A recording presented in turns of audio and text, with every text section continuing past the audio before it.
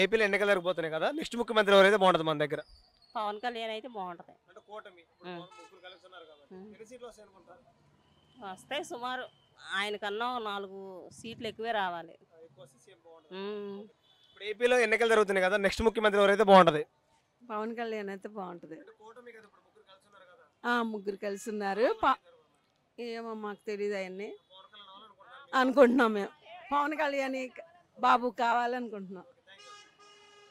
ఇప్పుడు ఏపీలో ఎన్నికలు జరుగుతున్నాయి కదా, నెక్స్ట్ ముఖ్యమంత్రి ఎవరైతే బాగుంటుంది అనుకుంటున్నాం?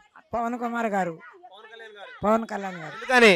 మాకు ఆమె అభిమానం బాగా బాగా ఇష్టం. ఇప్పుడు మూడు పార్టీలు కూటమి కదా, మరి బాబు గారు అయితే అంటున్నారు, మీరేమంటారు? అయితే అందరం అవ్వాలా ఉంటాం అయ్యా, అంతే కదా, ఆయన బాగుండాలా. ఇప్పుడు ఏపీలో ఎన్నికలు జరుగుతున్నాయి కదా, నెక్స్ట్ ముఖ్యమంత్రి ఎవరైతే బాగుంటుంది అనుకుంటున్నారు? చంద్రబాబు నాయుడు గారు రావాలనుకుంటున్నాం. ఎందుకని? ఆయన అభివృద్ధి చేస్తాడు, ఆయన అన్ని పనులన్నీ బాగుంటాయి. ఎన్ని సీట్లు వస్తాయి అనుకుంటున్నారు? మొత్తం ఆయనకే వస్తాయి. ఏపీ ఎన్నికలు జరుగుతున్నాయి కదండి, నెక్స్ట్ ముఖ్యమంత్రి ఎవరైతే బాగుంటుంది అనుకుంటున్నారు? చంద్రబాబు నాయుడే రావాలనుకుంటున్నాం మేము అందరం. మరి ఎందుకని?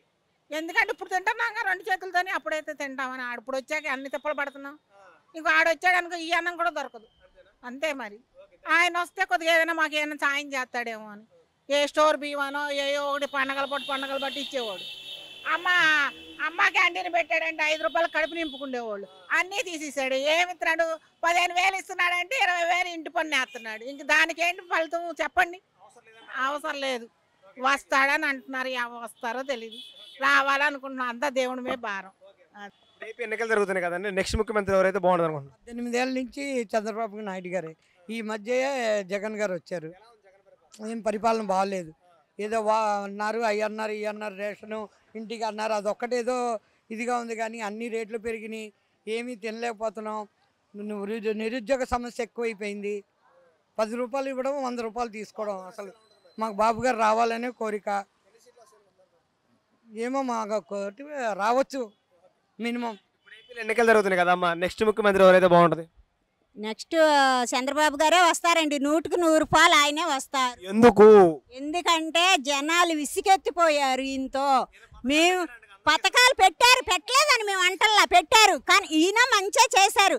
కానీ పేదవాడికి ఇల్లు అనేది ఇంత మట్టిగా ఇవ్వలేదు. మేము టిక్కో ఇళ్ళకి డబ్బులు కట్టుండ్రాం. అప్పుడు మరి చంద్రబాబు నాయుడు గారు అయ్యాంలో కట్టమన్నారు, కట్టాము. అది చూసాము, చూడబట్టేగా ఆయన తొక్కారు. మళ్ళీ ఇప్పుడు ఆయన పైకి లేపితే మళ్ళీ ఆయన ఏమన్నా మళ్ళీ ఈ మంచి పనులు చేస్తారేమో అని ఆశిస్తున్నాం.